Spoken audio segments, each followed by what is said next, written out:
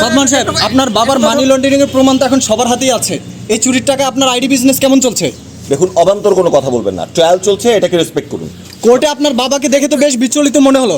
তবে কি আপনার বাবা নিজের শব্দ স্বীকার করে নিচ্ছেন, নাকি পালিয়ে যাওয়ার চেষ্টা করছেন সবাইকে নিয়ে? দেখেন ভাই, আইনের পথে যেতে দেন, আমাদেরকে ডিস্টার্ব করবেন না প্লিজ, যেতে দেন আমাদেরকে। সাধারণ লোকের টাকা মাইরে ভেগে যেতেছেন।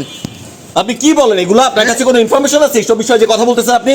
সাদমান সাহেব, আপনার খুব গায়ে লেগে গেছে তাই না? আপনার বাবা এগুলো চুরি করেছেন, আপনার বাবা একটা অপরাধী। Shut up, just shut up. আর একটা ফালতু কথা বলবেন খুব খারাপ হবে। ও আচ্ছা, আপনার বেশ গায়ে লেগে যাচ্ছে তাই না? আপনার দুর্নীতিবাজ বাবার টাকা আপনি যা মন চায় তাই করেছেন, এখন কি মিডিয়াকেও কিনে নিতে চাচ্ছেন আপনি?